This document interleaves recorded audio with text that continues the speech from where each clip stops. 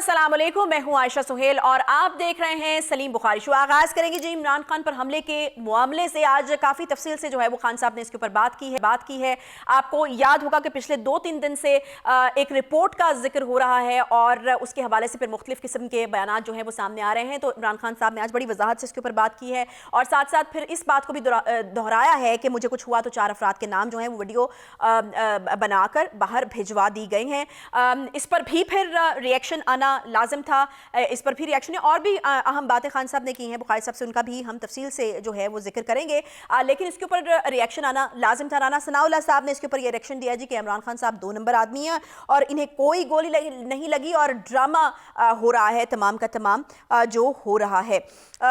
इस पर भी बात करेंगे। इसके अलावा शामिल करेंगे जी वज़ीर आला जो हैं परवेज़ इलाही साहब, उनकी तरफ से एक अजीबोगरीब स्टेटमेंट आया। वो अजीबोगरीब मैं इसलिए कह रही हूँ क्योंकि पहले हमने सुना जी कि इत्तेमाद का वोट लेंगे, उसके बाद हम असम्बलियाँ तहलील कर देंगे, लेकिन अभी हम देख रहे हैं कि वज़ीर आला जो हैं वो काफ़ी हेजिटेट फील कर रहे हैं इत्तेमाद का वोट लेते हुए। और यहाँ तक भी उन्होंने कह दिया है कि PTI क़यादत जो है वो गैर जिम्मेदाराना बयानात को देना बंद कर दे। इत्तेमाद का वोट लेना जो है वो गवर्नर के ख़त को एक्सेप्ट करने के मुतरादिफ होगा। तो ऐसा लग रहा है कि परवेज़ इलाही साहब तो इस चीज़ के लिए कायल नहीं है। अब क्या होगा, किस तरीके से होगा, क्यों झिझक रहे हैं परवेज़ इलाही साहब? क्या इमरान खान और परवेज़ इलाही साहब के जो इत्तेमाद का वोट है उनको लगता है कि वो पूरा नहीं कर पाएंगे वो टारगेट, इसलिए जो है वो पीछे हटा जा रहा है? और पंजाब असम्बली में एक ये सवाल भी है कि तहरीक इंसाफ के जो मेंबर्स हैं क्या वाकई परवेज़ इलाही को वोट नहीं देंगे? ये भी एक बड़ी वजह है और परवेज़ इलाही साहब को लगता है कि वोट नहीं मिलेंगे, इसलिए वो हेजिटेट कर रहे हैं। फिर प्रोग्राम के आखिरी हिस्से में बड़ा ही इंपॉर्टेंट मुद्दा जिसके ऊपर हमें बात करनी है, धमकियों का सिलसिला हम देख रहे हैं कि TTP की जानिब से जारी हुए। आपको पता होगा कि कौमी सलामती कमेटी का इजलास हुआ, उसके अंदर बड़े अहम फैसले जो हैं वो लिए गए और ये भी वज़ीर दाखिला ने कहा कि किसी भी दहशतगर्द तंजीम से जो है वो कोई मुज़ाकरात नहीं होंगे। तो उसके ऊपर TTP का एक रद्द-ए-अमल जो है वो आया है और बड़ी क्लैरिटी के साथ बड़े वाज़ेह तौर पर इन दोनों पार्टीज़ पाकिस्तान मुस्लिम लीग नून और पीपल्स पार्टी को जो है वो वार्निंग्स दी गई हैं, धमकाया गया है। खास तौर पर बिलावल भुट्टो जरदारी साहब और शहबाज शरीफ के हवाले से वार्निंग्स आई। इस पर अमेरिका का भी रद्द-ए-अमल जो आया है, काबिल मजम्मत है ये धमकियां, अमेरिका ने ये कहा है। इस पर भी हम जो है वो तफसील से बात करेंगे। अस्सलाम वालेकुम बुखारी साहब, क्या हाल चाल है? ठीक ठाक हैं आप? हैं बुखारी साहब, सबसे पहले जो आज मुद्दा है हमारे पास वो इमरान खान पर हमले का मामला है। मुझे आप अपने इब्तदाई जुमला जो था उसका जवाब तो दे लेने दें। आपका बहुत शुक्रिया। आप भी खैरियत से हैं? मैं बिल्कुल खैरियत से हूँ। इस्लामाबाद में सर्दी जो है वो बहुत ज़्यादा है और आज तो जो कहते हैं ना कि जो आसमानी आफात होती हैं उसमें तो शायद बचत हो जाती है, लेकिन जो सियासी आफात से हम 2-4 हैं उसमें मुझे लगता है कि बचत नहीं होगी। आज ज़लज़ला है पाकिस्तान के बहुत से मुख्तलिफ इलाकों में, तो अल्लाह का शुक्र यह है कि कोई बहुत ज़्यादा जानी नुकसान जो है उसकी इतलात नहीं मिली हैं। लेकिन ये जो सियासी तूफ़ान बरपा है इसके हवाले से मेरे ख्याल से हर पाकिस्तानी जेन्युइनली जो है वो इससे परेशान है। सियासत अपनी जगह है, लेकिन मुल्क की सलामती के साथ जो खिलवाड़ करने की कोशिश की जाती है उसको किसी भी लेवल के ऊपर बर्दाश्त नहीं किया जा सकता। अब आ जाइए जनाब, जो मौज़ूआत आपने बयान किए हैं उनमें पहला मौजू जो है वो इमरान खान साहब की गुफ्तगू है। वो इमरान खान साहब जब से इक़्तिदार से फारिग हुए हैं, मेरा नहीं ख्याल कि उन्होंने कोई दिन ऐसा छोड़ा हो जब वो अपनी मर्ज़ी के चंद सहाफ़ियों को बिठा के और कुछ ना कुछ दरफुंतनियाँ छोड़ते रहते हैं और आज भी उन्होंने ऐसा ही काम किया है। जिस JIT की रिपोर्ट का वो तज़किरा कर रहे हैं उसको अगर आधा भी मान लिया जाए तो सारी की सारी तफ्तीश और जो फोरेंसिक रिपोर्ट आई है उसकी ऐसी की तैसी हो जाती है। यानी आप अंदाज़ा कीजिए कि फोरेंसिक रिपोर्ट कह रही है कि सिर्फ 2 तरफ से गोलियां चली हैं, टोटल 14 गोलियां चली हैं। यहाँ इमरान खान साहब पता नहीं कौन सी दुनिया में बसते हैं। कौन सी JIT की रिपोर्ट है जो अभी ऑफिशियली सबमिट नहीं हुई है लेकिन उनके पास भी पहुंच गई है, फवाद चौधरी साहब के पास भी पहुंच गई है और पूरी की पूरी कहानी तब्दील हो गई है। आप ये देखिए कि फोरेंसिक रिपोर्ट कहती है कि नवीद आज तक अपने बयान पर कायम है कि मैंने इनके इस्लाम के खिलाफ जो नज़रियात थे उसकी वजह से इनके ऊपर हमला किया था। तमाम तर प्रोसेस से उसको गुजारा गया है, यानी वो झूठ बोलने वाली मशीन तक से भी वो गुजर गए हैं, लेकिन आज तक अपने मौक़िफ़ पर कायम है। एक लफ्ज़ उन्होंने उससे हट के नहीं कहा है। लेकिन ये जो JIT की रिपोर्ट जो है, जो ऐसे शख्स की सरकर्दगी में बनाई गई है जो कंट्रोवर्शियल है, गुलाम मोहम्मद डोगर साहब जो हैं as IG Punjab most controversial हैं, सस्पेंड हो चुके हैं, अदालतों से उनको टेम्परेरी रिलीफ मिला है। इसीलिए जो है इमरान खान साहब के कहने पर JIT जो पहले बनी थी उसको तब्दील किया गया اور ان کو ان کا سربراہ بنایا گیا. آبویسلی وہ ایک ایسی فرانزک رپورٹ بنائیں گے جیسی عمران خان صاحب چاہتے ہیں. اب وہ یہ فرما رہی ہے رپورٹ کہ جی 3 طرف سے حملہ ہوا, 16 کے قریب گولیاں چلیں, 4 گولیاں عمران خان صاحب کو لگی. وہ کدھر لگی ہیں گولیاں بھائی صاحب, کچھ اس کا ثبوت بھی تو ہونا چاہیے نا. تو ابھی تک کے جو فورینزک رپورٹ ہے وہ ڈینائی کرتی ہے اس سب کچھ کو جو جے آئی ٹی رپورٹ کہہ رہی ہے. چلیے یہ تو ایک کہانی ہو گئی.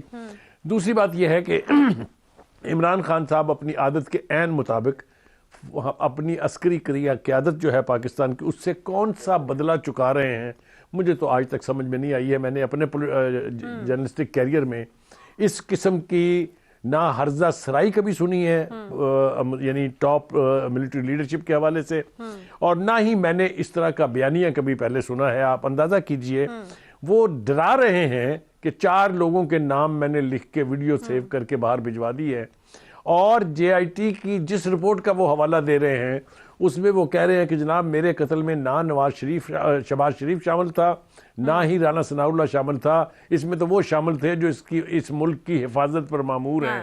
آپ ذرا اندازہ کیجئے کتنا وائلڈ بیان ہے یہ, کس قدر انگارڈڈ سٹیٹمنٹ ہے یہ. نہیں کچھ اور بات ہے بخاری صاحب, انہوں نے کہا کہ مجھے افسوس ہے کہ جن لوگوں نے ملک کی حفاظت کرنی ہے وہ اس پلاٹ میں کیسے شامل ہو گئے, یہ بھی انہوں نے کہا ہے. تو یہ جو اس قسم کے بیانات خان صاحب کی طرف سے آ رہے ہیں, آپ کو کیا لگتا ہے؟ مجھے تو لگتا ہے کہ شاید یہ جو ہے پھر ان کو آنا پڑے گا اور ان کو اپنے ڈیفنس میں کچھ تو کہنا پڑے گا, اور پھر ہم دیکھیں گے کہ خان صاحب کے ساتھ جو ہے وہ تعلقات مزید گھمبیر یا کشیدہ ہوتے ہوئے نظر آ رہے ہیں ان سٹیٹمنٹس کو اگر ہم دیکھیں تو. جی میں نے یہی عرض تو کیا تھا آپ سے کہ وہ ملک کے جو محافظ ہیں ان کے اوپر الزام لگا رہے ہیں. آپ نے میری ہی بات جو ہے وہ ریپیٹ کی ہے. نہیں میں نے وہ جملہ ایڈ کیا جو انہوں نے بولا تھا, میں نے کہا میں وہ بھی ایڈ کر دوں. ہاں نہیں مجھے معلوم ہے جو کچھ انہوں نے کہا ہے. میں نے تو آپ سے کہا کہ یہ پہلی دفعہ نہیں ہے. آپ کو پتہ ہے وہ اپنے اقتدار سے فارغ کیے جانے کا سارا ملبہ جو ہے وہ جنرل باجوہ پہ ڈال رہے ہیں. وہی جنرل باجوہ جو ان کے نزدیک دنیا میں سب سے بڑے جمہوریت پسند تھے, وہی جنرل باجوہ جنہوں نے ان کی ہر مشکل وقت میں مدد کی تھی, وہی جنرل باجوہ جنہوں نے ان کو غیر ممالک سے فنڈز لا کے دیے تھے. میں اب آپ کو کتنی مثال, یہ وہ ساری چیزیں ہیں جو خان صاحب نے ہمیں بتائی ہیں, ہمیں الہام نہیں ہوا ہے. یہ ساری باتیں خان صاحب کی مختلف ویڈیوز پر موجود ہیں. تو ایک ایسا شخص جو صبح اور شام اور دوپہر میں 3 یو ٹرن لے رہا ہو, اس کی بات کے اوپر کس حد تک ریلائی کیا جا سکتا ہے؟ یہ تو میرے خیال سے فیصلہ عوام پہ چھوڑ دینا چاہیے. اور عوام جو ہے وہ اتنے دانش مند ضرور ہیں یا اتنا شعور ان کو ضرور حاصل ہے کہ ایک شخص صبح شام دوپہر میں اگر اپنی پوزیشن بدل رہا ہے تو اس کی بات کا کیا اعتبار کیا جا سکتا ہے. اچھا بخاری صاحب, یہ ساری خبریں بالکل اپنی جگہ پر موجود ہیں, لیکن میں اس کے حوالے سے ہی آپ سے یہ جاننا چاہتی ہوں کہ خان صاحب یہ جس طرح آپ ان کو ان گارڈڈ بیانات کہتے ہیں, جو یہ اس طرح کے بیانات دیتے ہیں, آپ کو واقعی لگتا ہے کہ خان صاحب جنوینلی اب یہ سمجھنا شروع ہو گئے ہیں کہ ان کو کسی کی بھی جو ہے کسی بھی سہارے کی ضرورت نہیں ہے, اور وہ اتنا کانفیڈنس ان کو اپنے اوپر ہے کہ ان کو لگتا ہے کہ اب کسی سپورٹ کی ان کو ضرورت نہیں رہی, اس لیے ہم دیکھ رہے ہیں کہ ان کی طرف سے تابڑ توڑ حملے کیے جا رہے ہیں؟ دیکھیے گزارش یہ ہے کہ ہمیں سب سے پہلے تو یہ طے کرنا پڑے گا کہ خان صاحب کا ایجنڈا ہے کیا. دنیا بھر میں یہ بات بالکل اسٹیبلشڈ ہے کہ 2-3 قوتیں ایسی ہیں جو پاکستان کی عسکری قیادت کو, پاکستان کی فوج کو بدنام کرنا چاہتی ہیں. امریکہ کے پیٹ میں مروڑ اٹھتے ہیں اس لیے کہ پاکستان کا نیوکلیر پروگرام جو ہے اس کی کسٹوڈین پاکستان کی فوج ہے. ہندوستان کے پیٹ میں مروڑ اس لیے اٹھتا ہے کہ کشمیر میں ہونے والے ظلم کا پوری دنیا کو ہم باور کرا رہے ہیں کہ دیکھیے ریاستی جبر اور ریاستی جو ٹیررزم ہے, دہشت گردی ہے, وہ کس بدترین فارم میں موجود ہے وہاں پر. اسرائیل کو ہمارے ہاں پہ پیٹ میں مروڑ اٹھتے ہیں ہمارے خلاف, اس لیے کہ ہم اس کی فلسطین پالیسی کے دنیا بھر میں جانے والے مخالف ہیں. آپ کو یاد ہوگا ایک وقت تھا جب وہاں پر ایک گولی چلتی تھی, ایک جان جاتی تھی تو پاکستان کے شہروں کے شہر ابل پڑتے تھے. تو یہ 3 قوتیں ایسی ہیں جن کے خوشنودی کے لیے اگر خان صاحب یہ بیانات جاری کر رہے ہیں تو پھر ان کے صدقے جانا چاہیے. وہ کمال کی خدمت کر رہے ہیں پاکستان کی, مجھے سمجھ میں نہیں آتی. دیکھیے اس وقت پاکستان کا جو کانسٹیٹیوشن ہے اس میں موجود یہ ہے کہ آرمڈ فورسز جو ہیں وہ پاکستان کی ٹیریٹوریل انٹیگریٹی اور جو آئیڈیالوجیکل باؤنڈریز ہیں ان کے کسٹوڈین ہیں, اور جو بھی شخص ان کو بدنام کرنے کی کوشش کرے گا وہ ہائی ٹریجن کا گلٹی ہے, جس کا مطلب ہے کہ آرٹیکل 6 کے اوپر لگنا چاہیے.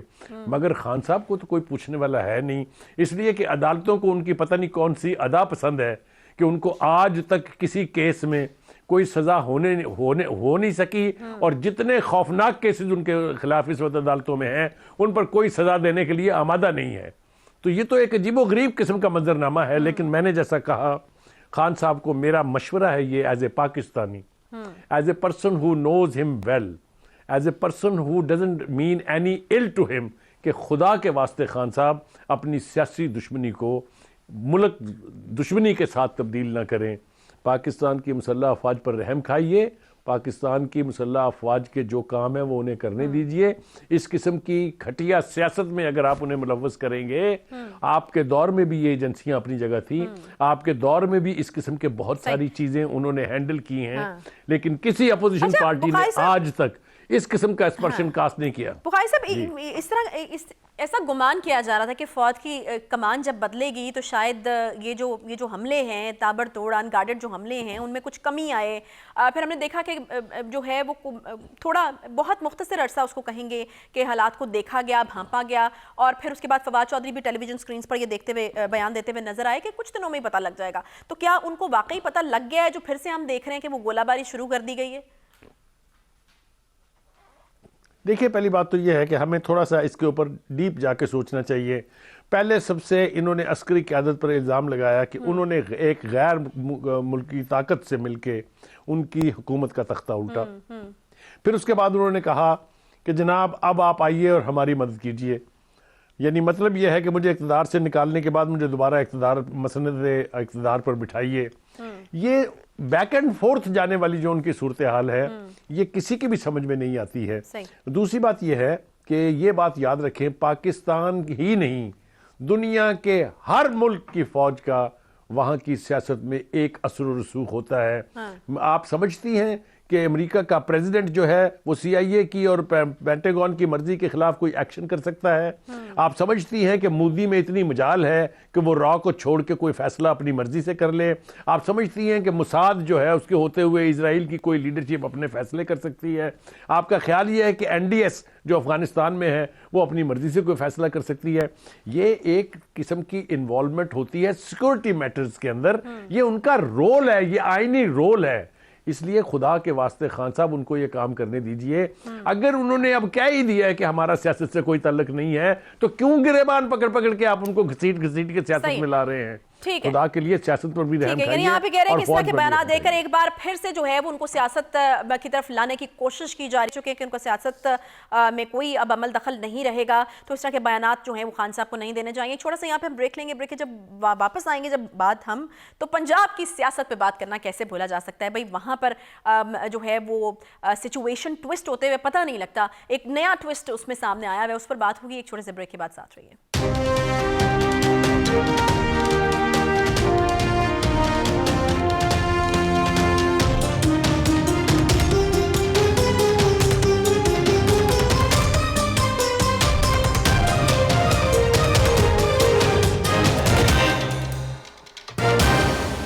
بریک کے بعد ایک بار پھر سے آپ کو خوش آمدید کہتے ہیں۔ وزیر اعلیٰ پنجاب چودھری پرویز الہی صاحب اعتماد کا ووٹ لینے سے گھبرا رہے ہیں یا پھر اس کے پیچھے کچھ اور وجوہات ہیں؟ ان کا یہ ماننا ہے کہ اعتماد کا ووٹ لینا اس کے مترادف ہوگا کہ گورنر صاحب کے خط کو ایکسیپٹ کر لیا گیا ہے۔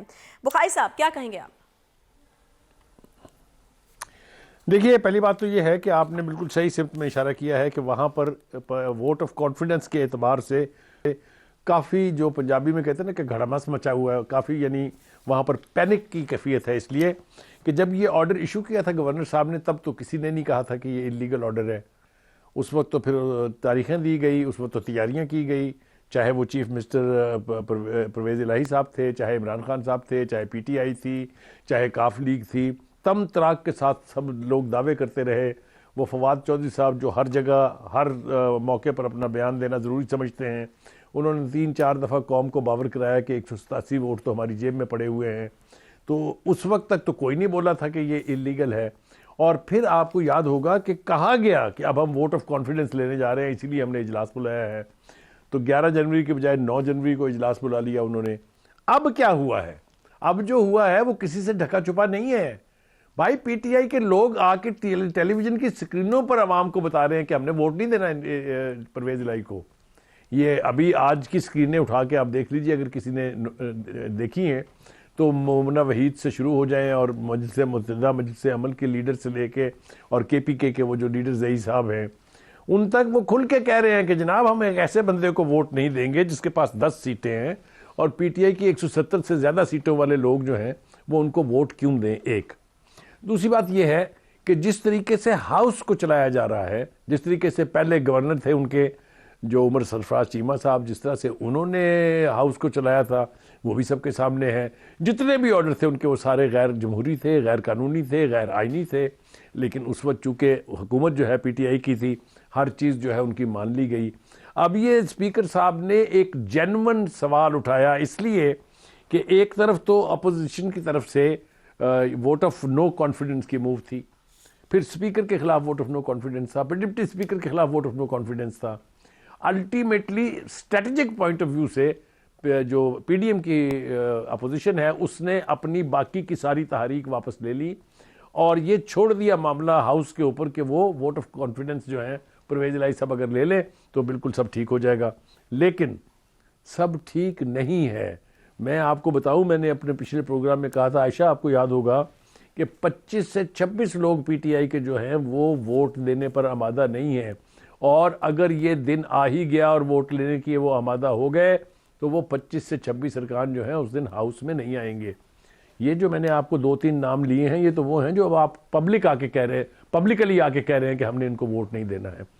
دیکھیے صورتحال یہ ہے کہ جس طریقے سے پہلے بزدار صاحب کی حکومت گئی، حمزہ شہباز شریف صاحب تشریف لے آئے، پھر حمزہ شہباز صاحب کی حکومت جس طرح سے عدالت کے ذریعے گئی، کچھ لوگ تو عدالتی چیف منسٹر کہتے ہیں پرویز الہی صاحب کو، لیکن اس کے بعد ہاؤس کو چلایا کیسے گیا ہے. آپ نے دیکھا کل ہی فیصلہ آیا ہے کہ جتنے بھی ایڈمنسٹریٹر تھے بلدیاتی اداروں کے، ان کو جو فنڈز دیے گئے تھے جن کی جو اربوں میں ہیں، ان سب کو انہوں نے منسوخ کر دیا ہے. اس سے پہلے ہم نے سنا کہ جی وہ جو ان کا پرسنل سیکورٹی سٹاف ہے اس کی سیلریوں میں ہوش ربا اضافہ جو ہے کر دیا گیا. اس سے پہلے اگر آپ کو یاد ہو کہ ایم پی ایز جو تھے اور جو سیکرٹریز تھے ان کی سیلریز میں بے پناہ. بھائی خدا کے لیے پاکستان جو ایک معاشی بحران کا شکار ہے، وہاں یہ مغلوں والا رویہ جو ہے وہ کیسے چل سکتا ہے. دیکھیے صورتحال یہ ہے کہ اگر تو ووٹ آف کانفیڈنس وہ نہیں لیتے ہیں تو صورتحال اور زیادہ گمبھیر ہوگی. اور یہ بات میں آپ کو بتا دوں کہ پنجاب میں اب پی ٹی آئی جو ہے دوبارہ اپنا چیف منسٹر الیکٹ کرنے کی پوزیشن میں نہیں ہے، اور جوں وقت گزرتا جائے گا، جس کی پریشانی تھی خان صاحب کو، اسی لیے وہ چاہتے تھے کہ اسمبلیاں تحلیل کروا دی جائیں، مگر ان کا آبجیکٹو یہ نہیں تھا کہ اسمبلیاں تحلیل کروا کے یہاں پر انتخابات کروا لیے جائیں. ان کا خیال یہ تھا کہ اگر کے پی کے کی اسمبلی ٹوٹے گی، اگر پنجاب کی اسمبلی ٹوٹے گی تو حکومت جو ہے وہ مجبور ہو جائے گی عام انتخابات کرانے پر. ویسا تو نہیں ہوا ہے، اس لیے کہ حکومت کی طرف سے رانا ثناء اللہ کے بیانات اور خود شہباز شریف صاحب نے کہا کہ جہاں سے اسمبلیاں تحلیل کی جائیں گی اگر ہوں گی تو وہاں جو ہے ہم ضمنی انتخابات کرا دیں گے. یہ تو ہو گئی صورتحال ایک طرف. لیکن جو اصل خرابی ہے، ذرا ہم اس کی طرف آتے ہیں، وہ یہ ہے کہ پی ٹی آئی کے 50% سے زیادہ جو ایم پی ایز ہیں پنجاب میں وہ نہیں چاہتے کہ اسمبلیوں کی تحلیل ہو. اور آپ کو حیرت ہوگی یہ سن کے کہ مور دین 75% کے پی کے کی اسمبلی جو ہے وہاں کے ایم پی ایز بھی نہیں چاہتے کہ وہاں کی اسمبلی ٹوٹے. خود دونوں ہی صوبوں کے چیف منسٹر کہہ چکے ہیں کہ اسمبلیاں تحلیل کرنے کا یہ وقت نہیں ہے. محمود خان صاحب چونکہ پی ٹی آئی کے ہی بندے ہیں، لہذا انہوں نے کہا اگر پنجاب کی ٹوٹے گی تو پھر میں بھی تحلیل کر دوں گا. پنجاب کی اسمبلی کے تحلیل ہونے کی صورتحال ہمیں دکھائی دیتی نہیں ہے، اس لیے کہ خود چیف منسٹر صاحب بھی یہ نہیں چاہتے کہ یہ اسمبلی ٹوٹے. تو خان صاحب جو ہیں ان کی خواہشات پر چونکہ کوئی قدغن نہیں ہے، کوئی ان کی لمٹ نہیں ہے، ہر وہ چیز جو ناممکن ہے وہ اس کو اپنی مرضی سے کرنا چاہتے ہیں. پنجاب کے اندر بگڑتی صورتحال جو ہے وہ نہ صوبے کے لیے ٹھیک ہے، اور میں نے پہلے بھی کہا تھا پھر میں کہتا ہوں کہ پنجاب چونکہ بہت بڑا صوبہ ہے، 12 کروڑ کی اس کی آبادی ہے، سب سے زیادہ تعداد ہے ایم پی ایز کی 450+.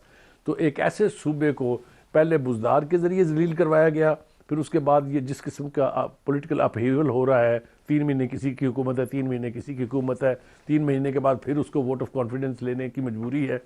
تو اس طریقے سے اگر اس صوبے کو چلایا جائے گا تو میں آپ کو بتاؤں نہ یہاں کوئی ترقیاتی کام ہوا ہے، نہ یہاں کسی قسم کا پبلک کو ریلیف ملا ہے، اور یہی صورتحال جو ہے وہ کے پی کے میں ہے.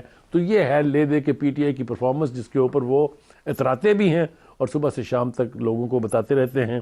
جہاں تک فواد چودھری جیسے افراد کا تعلق ہے جو بیانات جاری کرنے میں کچھ سوچتے نہیں ہیں، نہ ان کو الفاظ کا چناؤ آتا ہے.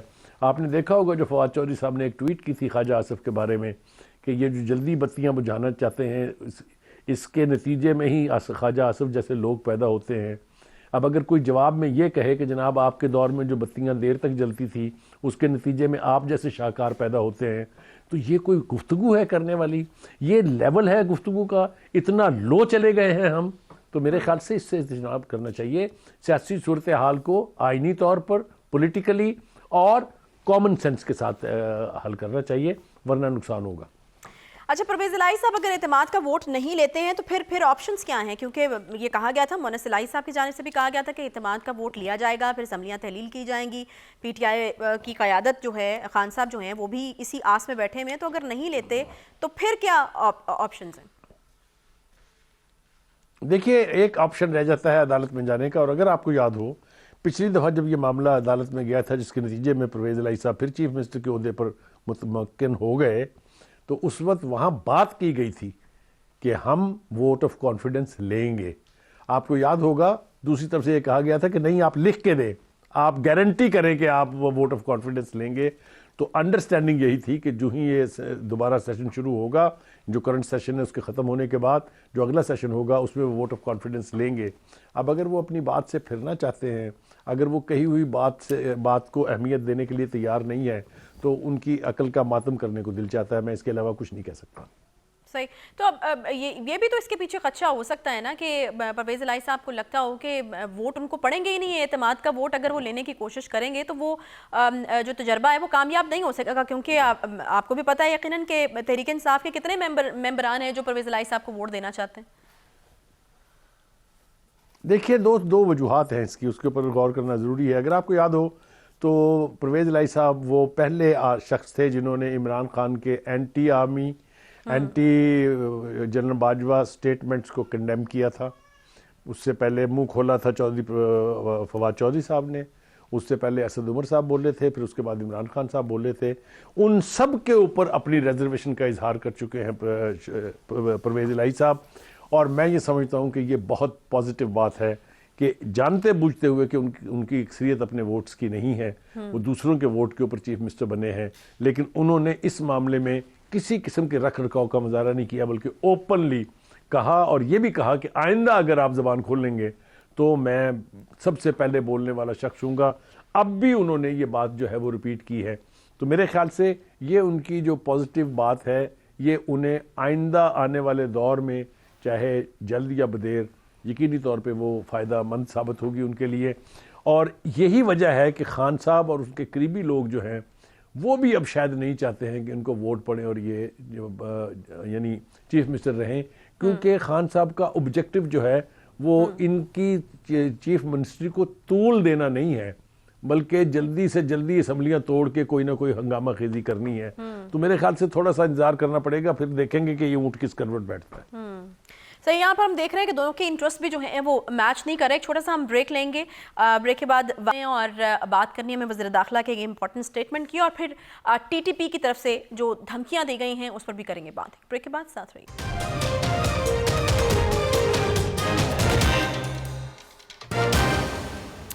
ویلکم بیک جی. بریک کے بعد ایک بار پھر سے آپ کو خوش آمدید کہتے ہیں. آپ کو یقیناً علم ہے کہ قومی سلامتی کمیٹی کا اجلاس ہوا، بڑے اہم فیصلے اس اجلاس میں کیے گئے.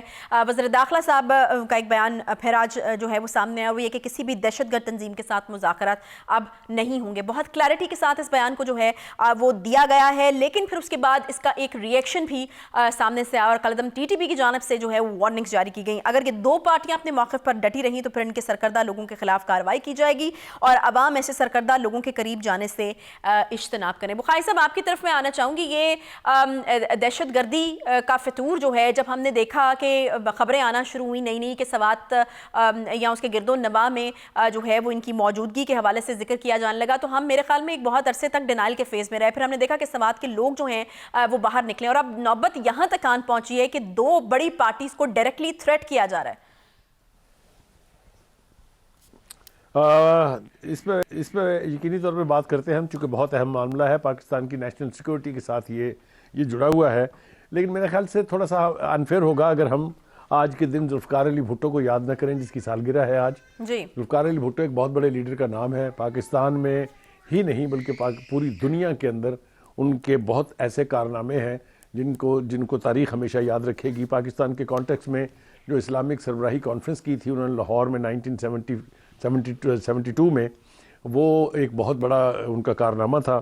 اور اس کے بعد ان کی لکھی ہوئی کتابیں اب انٹرنیشنل انسٹیٹیوٹ میں ڈپلومیسی کے حوالے سے پڑھائی جاتی ہیں. Quest for peace, myth of independence, اور اگر آپ بات کریں ان کی وہ کتاب جو انہوں نے جیل میں لکھی تھی اف آئی ایم اسیسینیٹڈ, تو وہ پیس آف لٹریچر تو اپنی جگہ ہے ہی ہے, لیکن وہ کتاب, وہ چاروں کتابیں جو ہیں وہ اس دور کی جو سیاست تھی اس کے حوالے سے جس قسم کے ریفلیکشن اس میں موجود ہیں, میرے خیال سے ہسٹری کے اسٹوڈنٹس کے لیے بھی اور پولیٹکس کے اسٹوڈنٹس کے لیے بھی ان کو اسٹڈی کرنا بہت ضروری ہے. بھٹو کی ڈائنیسٹی وہاں سے شروع ہو کے ختم نہیں ہوئی. اس کے بعد ان کی بیٹی جو ہے بے نظیر بھٹو صاحبہ, وہ بھی اس ملک کی پرائم منسٹر رہی ہیں, ان کا بھی ایک اپنا دور تھا. اور اب ان کے صاحبزادے جو ہیں بلاول بھٹو زرداری, وہ اس وقت پاکستان کی سیاست میں ایک اہم عہدے کے اوپر فائز ہیں. تو بھٹو ڈائنیسٹی کو کمپلیمنٹ کرنے کے لیے میرے خیال سے میں اور آپ دونوں اپنی طرف سے پیپلز پارٹی کو تو بہرحال سالگرہ کی مبارکباد دیتے ہی ہیں, لیکن ہم دونوں کا ذوالفقار علی بھٹو کا ذکر کرنا بہت ضروری تھا, اس لیے کہ he was a leader of that calibre جس کے اوپر پاکستانیوں کو کم از کم مجھے تو ناز ہے. Anyway, having said that, coming back to your question, دیکھیے یقینی طور پہ ٹی ٹی پی کی طرف سے جس قسم کی دھمکیاں دی گئی ہیں ان کا نوٹس لیا جانا چاہیے یقینی طور پر. لیکن میں نے پہلے بھی کہا تھا ایک دفعہ پروگرام میں کہ انگیج کرنے میں کوئی خرابی نہیں ہے, لیکن وہ اسی صورت میں ہو سکتا ہے کہ جو مذاکرات ہیں وہ انکنڈیشنل ہوں. پاکستان کی طرف سے جو تقاضا کیا گیا, میں اس کو کنڈیشن نہیں کہتا ہوں, وہ یہ ہے کہ چونکہ آپ کلیم کرتے ہیں کہ آپ پاکستانی ہیں, آپ انعام ہو کے پاکستان واپس آئیے, آپ پاکستان کے آئین کے ساتھ وفاداری کا اعلان کریں, تو کوئی آپ کو نہیں روکے گا. لیکن اس ٹرمز کے اوپر وہ شاید آنے کے لیے تیار نہیں ہے. کوششیں ماضی میں بھی بہت ہوئی ہیں, اگر آپ کو یاد ہو پاکستان کی جو فیڈرل حکومت ہے اور عسکری قیادت جو ہے مل کے انہوں نے کابل کے اندر ان کے ساتھ مذاکرات کے کئی راؤنڈ کیے, پھر جرگاز بھیجے گئے وہاں پر, لیکن کوئی خاطر خواہ نتیجہ نہیں ملا. اس کے بعد کچھ ایسے واقعات ہوئے جس کی وجہ سے تعلقات میں ایک تلخی آئی, خاص طور سے جب پاکستان کے جو امبیسڈر تھے کابل میں ان کے اوپر حملہ ہوا تب, اور اس کے بعد جس طریقے سے وہاں اقدامات کیے جا رہے ہیں اور جس طریقے سے اوپن ہینڈ دیا جا رہا ہے ان قوتوں کو جو پاکستان کے خلاف برسر پیکار ہیں, خاص طور پر پاکستان افغان بارڈر کی جو بیلٹ ہے, چاہے وہ چمن ہے چاہے وہ لنڈی کوتل ہے, آپ کو یاد ہے دونوں جگہ پر وہاں وائلنس ہو چکی ہے, دہشت گردی کا مظاہرہ ہو چکا ہے. پاکستان نے اس کے اوپر سخت رد عمل کا اظہار بھی کیا تھا, لیکن اب صورتحال جو ہے وہ اور زیادہ نازک دور میں گزر رہی ہے. جس دھمکی کا آپ نے تذکرہ کیا ہے, میرا نہیں خیال کہ پاکستان جیسی حکومت جو ایک نیوکل پاور بھی ہے اس کو اس طرح کے آرمڈ گروپ جو ہیں وہ اس نوعیت کی دھمکیاں دیں اور یہ تصور کیا جائے کہ شاید وہ اپنی دھمکیوں پر عمل درآمد کرنے کی پوزیشن میں ہے. میرا نہیں خیال کہ ایسا ہونے جا رہا ہے. دوسری طرف ہمیں یہ تاثر بھی دینے کی کوشش کی جا رہی ہے کہ جناب وہ جس گروپ نے حملہ کیا تھا پاکستان کی ایمبیسی کے اوپر, ان کا تعلق داعش سے تھا اور ہم نے ان کا کلا کما کر دیا ہے. یہ افغانستان کی حکومت کی طرف سے بھی کہا گیا ہے. لیکن یہ باتیں اپنی جگہ ہیں, لیکن اگر پاکستان افغان بارڈر پر امن نہیں ہوتا ہے, اگر پاکستان کے خلاف اس قسم کی کارروائیاں پاکستان کے بارڈر پر اور انسائیڈ ڈیپ ایریاز میں کی جاتی رہیں گی, تو میرا نہیں خیال کہ وہ جو نیگوسیشن کی بات یا مذاکرات کی بات ہم کرتے ہیں اس پہ عمل درآمد کرنا ممکن ہوگا. میرے خیال سے ابھی بھی یہ جو انٹرنیشنل لیول کے اوپر تو اس کی جس قسم کی مخالفت ہو رہی ہے, آپ نے دیکھا امریکہ کے جو وہ نیڈ پریس ہیں جو بریفنگ دیتے ہیں, 3 مرتبہ وہ کہہ چکے ہیں کہ ہم ان طالبان کو سبق سکھائیں گے, ہم ریئیکٹ کریں گے, ہم رسپونڈ کریں گے. لیکن میں ایک بار تجربے کی بنیاد پہ کہہ رہا ہوں کہ پاکستان کو کسی بھی طرح سے امریکہ کے ٹریپ میں نہیں آنا چاہیے. 2 سے زیادہ مرتبہ وہ ہمیں اس جنگ میں جھونک چکے ہیں جو نہ امریکہ جیت سکا ہے, جس طرح سے یہاں سے وہ بھاگا ہے. پہلے جنیوا ایکارڈز کی صورت میں جب 1979 میں رشیا نے انویڈ کیا تھا, اور پھر اس کے بعد ہمارے پاس 40 لاکھ افغان مہاجرین چھوڑ کر پلٹ کے ہماری طرف نہیں دیکھا. اور اب حال ہی میں جب نیٹو کی فورسز افغانستان کے اندر لینڈ ہوئی, لینڈ فورسز جب بھاگنے کی نوبت آئی تو ہمیں بھاگتے ہوئے بتایا بھی نہیں کہ ہم یہاں سے جا رہے ہیں, اور اس کے آفٹر میتھس ہم بھگت رہے ہیں. میرے خیال سے ٹی ٹی پی کی دھمکی کو سیریسلی لینا چاہیے. عسکری قیادت کو اور پاکستان کی سیاسی قیادت کو مل بیٹھ کے، جس کا آپ نے تذکرہ بھی کیا کہ 2 دفعہ نیشنل سیکورٹی کونسل کمیٹی کی میٹنگز ہو چکی ہیں، ایک اسٹریٹجی بنانی چاہیے جس کے اوپر ہم سب لوگ جو ہیں وہ ایز من حیث القوم اس کے پیچھے کھڑے ہوں. خان صاحب کی طرح سے بیچ میں اپنی درفنتنیاں نہ چھوڑیں کہ میں 40,000 طالبان لا کے بسانا چاہتا تھا یہاں. ایک وقت میں ان کا نام طالبان خان اس لیے پڑا تھا کہ وہ ان کے دفاتر یہاں شہروں میں کھلوانا چاہتے تھے. تو میرے خیال سے جہاں جہاں بھی پاکستان کی نیشنل سیکورٹی کا ایشو ہو وہاں کوئی کمپرومائز نہیں ہونا چاہیے، کوئی ڈسینٹ نہیں ہونی چاہیے. پوری قوم کو پوری حکومت کے پیچھے اس حوالے سے کھڑا ہونا چاہیے. یہ وقت کا تقاضا ہے. بخاری صاحب، آپ کو لگتا ہے کہ سچویشن اس طرح کے بیانات جو امریکہ کی طرف سے آ رہے ہیں اس کی وجہ سے مزید کنفیوژن کا شکار ہو جاتی ہے؟ کیونکہ طالبان کی طرف سے یہ جو دھمکیاں دی گئی ہیں اس میں جواز یہی بنایا گیا ہے کہ امریکہ کے کہے پر لگ کر یہ دونوں پارٹیاں جو ہیں وہ اس طرح کی پالیسی جو ہے وہ بنا رہی ہیں، اور اگر یہ اپنے موقف پر ڈٹی رہتی ہیں تو پھر ان کے سرکردہ لوگوں کے خلاف کارروائی جو ہے وہ کی جائے گی. تو آپ کو لگتا ہے کہ پھر ہم جو ہے وہ اسی قسم کے ایشوز میں پڑ جائیں گے کہ سیکیورٹی جو ہے وہ ہر بندے کو دینی پڑے گی، مضبوط کرنی پڑے گی جی کیونکہ دھمکی آ چکی ہے؟ یہ دھمکی مطلب اس کی انٹینسٹی کیا ہے، یا پھر اس کو کتنی اہمیت جو ہے وہ دی جا سکتی ہے؟ اور کیا آپ کو لگتا ہے کہ امریکہ کس طرح کے بیانات کی وجہ سے مزید چیزیں ہمارے لیے خراب ہو رہی ہیں؟ دیکھیے، جہاں تک ٹی ٹی پی کا تعلق ہے، میرے خیال سے پاکستان کی حکومت، پاکستان کی عسکری قیادت اس قابل ہے، وہ اس پوزیشن میں ہے کہ اس کا دفاع بھی کیا جا سکتا ہے، اس کا کلا کما بھی کیا جا سکتا ہے. لیکن جس بات سے ہمیں بچنا ہے وہ یہ ہے کہ ایسا نہ ہو کہ ہر بار کی طرح اس مرتبہ بھی امریکہ جو ہے وہ اپنی خواہشات کی تکمیل کے لیے پاکستان کو اور پاکستان کے علاقے کو جو ہے کسی طرح سے استعمال کر جائے. یہ ہمارے مفاد میں ہے کہ ہم ریجنل ایشوز کو پولیٹیکلی، ڈپلومیٹکلی ریجنل لیول کے اوپر طے کریں، بجائے اس کے کہ ایک سپر پاور جو ہے وہ اتنے دور دراز کے علاقے سے آ کے یہاں ہمارے مسائل میں اپنی ناک جو ہے وہ پھنسائے اور صورتحال کو بہتر بنانے کی بجائے، امپروو کرنے کی بجائے اس کو اور زیادہ خطرناک بنا دے. اچھا، امریکہ کی جانب سے یہ بھی کہا گیا ہے بخاری صاحب کہ طالبان یقینی بنائیں کہ داعش، ٹی ٹی پی اور القاعدہ جیسے دہشت گرد گروپ جو ہیں وہ خطے کی سیکیورٹی کے لیے خطرہ جو ہے وہ نہ رہیں. تو اس کے اوپر آپ کو لگتا ہے کہ ان کی جانب سے کچھ ریئیکٹ کیا جائے گا، یا پھر جو ہے وہ اس اسٹیٹمنٹ کے اوپر عمل کرنے کی کوشش کی جائے گی، اس چیز کو یقینی بنایا جائے گا کہ ان کی طرف سے نہ ہو؟ کیونکہ ہم نے جب بات کی تھی تو ان کا رویہ تھوڑا مختلف تھا. دیکھیے، امریکہ اس پوزیشن میں ہے یقینی طور پہ کہ وہ افغانستان کا ناطقہ بند کر سکتا ہے، اس لیے کہ جتنے بھی انٹرنیشنل مالیاتی ادارے ہیں یا جتنے بھی ڈونر کنٹریز ہیں وہ ساری امریکہ کے انفلوئنس میں ہے. افغانستان از اے لینڈ لاک کنٹری، وہ ساری دنیا کو اگنور کر کے سروائیو کرنے کا تصور نہیں کر سکتا.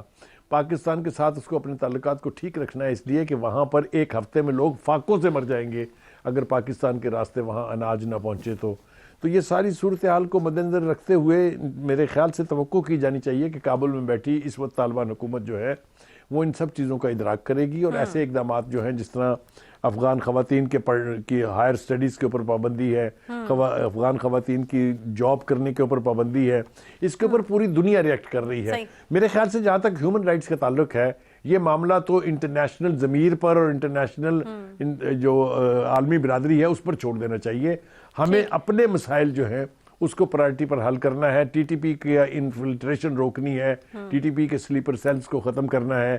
یہ چیزیں ہماری پرائرٹی ہونی چاہیے. ہمیں کسی کا ٹول بن کے ریجن کے اندر اپنے لیے مسائل کھڑے نہیں کرنے چاہیے. ٹھیک ہے، بہت شکریہ. سلیم بخاری صاحب ہمارے ساتھ موجود ہیں، اور بالکل جن چیزوں دنیا اس وقت ڈیمانڈ کر رہی ہے طالبان حکومت سے وہ چیزیں ہیں، یا پھر پاکستان جن چیزوں کی ڈیمانڈ کر رہا ہے کہ آپ کی سرزمین ہماری سرزمین کے خلاف استعمال نہیں ہوگی، یا خواتین کی پڑھائی پر یا نوکری کرنے کے اوپر جو قطغنیں آپ کی طرف سے لگائی گئی ہیں ان کو نہیں لگایا جائے گا. تو یہ وہ چیزیں جن کے اوپر اگری کیا گیا تھا طالبان کی حکومت آنے کے بعد، اس پر اگری کیا تھا کہ اس طرح کی کوئی بھی جو ہے وہ چیز سے منع نہیں کیا جائے گا یا قطغن نہیں لگائی جائے گی. لیکن اس کے بعد پھر ہم نے دیکھا کہ ساری چیزوں سے بیک آؤٹ کرتی ہوئی ہمیں جو ہے وہ طالبان کی حکومت افغانستان میں نظر آئے. اس کے ساتھ ہی پروگرام کا وقت یہاں پر ختم ہوتا ہے. انشاءاللہ آپ سے اگلے ہفتے ملاقات ہوگی. خیال رکھیے اپنا. اللہ حافظ.